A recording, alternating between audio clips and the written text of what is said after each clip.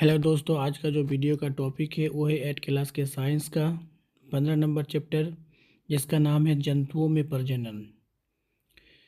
तो ये बहुत ही ज़्यादा महत्वपूर्ण चैप्टर है जिसमें आप लोगों को हम बता रहे हैं, जिसमें सबसे पहला क्वेश्चन है सही विकल्प पर सही का निशान लगाइए। तो यहाँ पे क नंबर में है जीवों में निरंतरता के लिए आवश्यकता है। नंबर 1 पाचन, नंबर 2 श्वसन, नंबर 2 प्रजनन, नंबर 3 संरचन। तो यहाँ पे जो आपका आंसर होगा प्रजनन। जीवों में निरंतरता के लिए आवश्यकता है प्रजनन। ख नंबर में है अलैंगिक प्रजनन में भाग लेते हैं नंबर 1 2 जीव, नंबर 1 3 जीव, नंबर 3 कोई जीव नहीं, नंबर 4 1 जीव। तो यहाँ पे जो आपको सही होगा 4 नंबर 1 जीव। तो ये था आपका क नंबर और ख नंबर। अब नेक्स्ट देखते हैं दूसरा क्वेश्चन। ग नंबर क्वेश्चन है लैंगिक प्रजनन में भाग लेते हैं नंबर 1 2 नर जीव, नंबर 2 1 नर एवं 1 मादा अथवा 1 उभयलैंगिक, नंबर 3 2 मादा जीव, नंबर 4 इनमें से कोई नहीं। तो यहाँ पे लैंगिक प्रजनन में भाग लेते हैं, आंसर होगा 2 नंबर 1 नर एवं 1 मादा अथवा 1 उभयलिंगी। घ नंबर प्रश्न में है आंतरिक निषेचन होता है नंबर 1 मादा शरीर के बाहर, नर शरीर के बाहर, नंबर 3 मादा शरीर के अंदर, नंबर 4 नर शरीर के अंदर। आंसर में होगा मादा शरीर के अंदर आंतरिक निषेचन होता है, मादा शरीर के अंदर। नंबर अंगा में है मादा जननांग है, नंबर 1 वृषण, नंबर 2 गर्भाशय, नंबर 3 शिष्य, नंबर 4 शुक्राहिनी। तो यहाँ पे उत्तर होगा 2 नंबर गर्भाशय, मादा जननांग है। यहाँ पे आपका 2 नंबर आंसर हो जाएगा। अब प्रश्न 2 में सत्य कथन के सामने सही तथा असत्य कथन के सामने गलत का चिन्ह लगाइए। तो ये आपका 5 क्वेश्चन है इस चैप्टर में। उत्तर में हम आपको सही और गलत का चिन्ह लगाए हैं। नंबर 1 अमीबा मुकुलन द्वारा प्रजनन करता है, नहीं, गलत।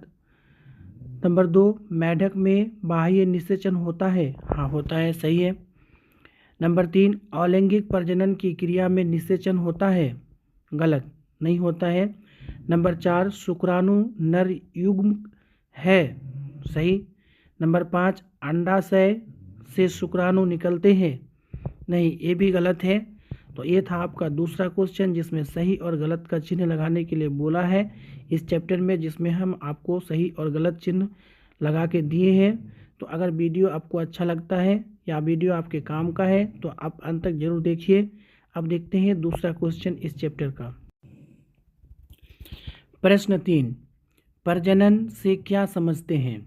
बहुत महत्वपूर्ण क्वेश्चन है। उत्तर प्रजनन एक जैविक प्रक्रिया है जिसके द्वारा जीव अपनी नई संतति उत्पन्न करते हैं। इस प्रकार प्रजनन का मुख्य उद्देश्य अपनी जाति की निरंतरता बनाए रखना है। मुख्य बिंदु इस प्रकार है। नंबर 1 प्रजनन से एक जीव अपनी समान संतति उत्पन्न करता है जिससे उसकी जाति की निरंतरता बनी रहती है। नंबर 2 जीवों में 2 प्रकार के प्रजनन होते हैं, अलैंगिक प्रजनन और लैंगिक प्रजनन। नंबर 3 अलैंगिक प्रजनन में एक ही जनक से नई संतति उत्पन्न होती है, जबकि लैंगिक प्रजनन में 2 जनकों की आवश्यकता होती है। नंबर 4 प्रजनन के लिए सभी जीवों में विशिष्ट प्रजनन अंग होते हैं जिन्हें प्रजनन तंत्र कहा जाता है। नंबर 5 प्रजनन जीवों की वंश वृद्धि और जाति की निरंतरता के लिए महत्वपूर्ण होता है। ये था आपका 5 पॉइंट जो आपको लिखाए हैं, आपको दिए हैं। लेकिन ये प्रश्न 3 है जिसमें प्रजनन से आप क्या समझते हैं। बहुत ही ज़्यादा महत्वपूर्ण क्वेश्चन है इस चैप्टर का। आपको पढ़ना चाहिए, देखना भी चाहिए और आपको याद करना चाहिए। चलिए आप दूसरा क्वेश्चन देखते हैं। प्रश्न 4 अलैंगिक प्रजनन तथा लैंगिक प्रजनन में विभेद समझाइए। बहुत ही ज़्यादा महत्वपूर्ण क्वेश्चन है। उत्तर अलैंगिक प्रजनन और लैंगिक प्रजनन में निम्न अंतर है। नंबर 1 अलैंगिक प्रजनन में केवल एक या एक जनक से ही नई संतति उत्पन्न होती है, जबकि लैंगिक प्रजनन में दो जनकों नर और मादा की आवश्यकता होती है। नंबर 2, अलैंगिक प्रजनन में जननांगों की आवश्यकता नहीं होती, लेकिन लैंगिक प्रजनन में नर और मादा दोनों में जननांग भाग लेते हैं। नंबर 3, अलैंगिक प्रजनन में मुकुलन, कालम, विभाजन, बीजाणु आदि तरीके शामिल हैं, जबकि लैंगिक प्रजनन में नर युग्मक और मादा युग्मक का संलय होता है। नंबर 4, अलैंगिक प्रजनन में संततियाँ जनक से बिल्कुल समान होती है, लेकिन लैंगिक प्रजनन में संततियाँ दोनों जनकों के गुणों का मिश्रण होती है। नंबर 5, अलैंगिक प्रजनन तेज होता है, जबकि लैंगिक प्रजनन धीमी होता है, परंतु यह विविधता लाता है। ये था आपका 4 क्वेश्चन जो बहुत ही ज़्यादा महत्वपूर्ण है। प्रश्न 5, आंतरिक निषेचन तथा बाह्य निषेचन में अंतर समझाइए। बहुत ही ज़्यादा महत्वपूर्ण क्वेश्चन इस चैप्टर में। आंतरिक निषेचन और बाह्य निषेचन में निम्न अंतर है। नंबर 1, आंतरिक निषेचन में शुक्राणु और अंडाणु का मिलन मादा के शरीर के अंदर होता है, जबकि बाह्य निषेचन में यह मिलन बाहर होता है। नंबर 2, आंतरिक निषेचन स्तनधारी जीवों में होता है, जबकि बाह्य निषेचन जलचर जीवों जैसे मछली, मेढक आदि में होता है। नंबर 3, आंतरिक निषेचन के लिए विशेष संभोग तंत्र की आवश्यकता होती है, न कि बाह्य निषेचन के लिए। नंबर 4, आंतरिक निषेचन में अधिक संततियाँ बचती हैं, क्योंकि गर्भाशय में सुरक्षित वातावरण होता है। नंबर 5, बाह्य निषेचन में अधिकांश संततियाँ नष्ट हो जाती है, क्योंकि वे सुरक्षित वातावरण से वंचित रहती है। ये था आपका प्रश्न 5, जो बहुत ही ज़्यादा महत्वपूर्ण है इस चैप्टर का, जिसमें कहता है आंतरिक निषेचन तथा बाह्य निषेचन में अंतर बताइए, जिसमें हम आपको 5 अंतर बताए हैं और ये आपको बहुत ही ज़्यादा ज्ञान देना चाहिए और लेना भी चाहिए। अगर आपको समझ में नहीं आता है तो कमेंट्स में ज़रूर बताइएगा, आपको समझाने का ज़रूर कोशिश करेंगे। अब देखते हैं दूसरा क्वेश्चन। प्रश्न 6, शिशु के लिंग निर्धारण का क्या अर्थ है? उत्तर, शिशु के लिंग निर्धारण का अर्थ है कि शिशु का लिंग लड़का या लड़की कौन से गुणसूत्र द्वारा निर्धारित होता है। मनुष्य की प्रत्येक कोशिका में 23 जोड़े गुणसूत्र होते हैं। इनमें से एक जोड़ा लिंग निर्धारण गुणसूत्र होता है, जो नर में XY और मादा में XX होता है। निषेचन के समय नर शुक्राणु में X या Y गुणसूत्र होता है, जबकि मादा अंडाणु में केवल X गुणसूत्र होता है। यदि Y गुणसूत्र वाला शुक्राणु निषेचन होता है तो संतति लड़का होगी, अन्यथा लड़की।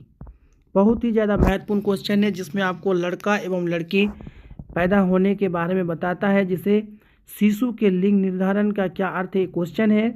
लेकिन यहाँ पे जो आपको आंसर दिए हैं, लेकिन मनुष्य के शरीर में जो गुणसूत्र पाए जाते हैं, जिसे हम कहते हैं क्रोमोसोम, 23 जोड़े पाए जाते हैं। तो आप देखिए, इस क्वेश्चन को आपको ध्यान से देखना चाहिए। अगर ये क्वेश्चन आपके काम का आता है तो इसे आप अपने कॉपी में ज़रूर नोट कीजिएगा। अब देखते हैं दूसरा क्वेश्चन।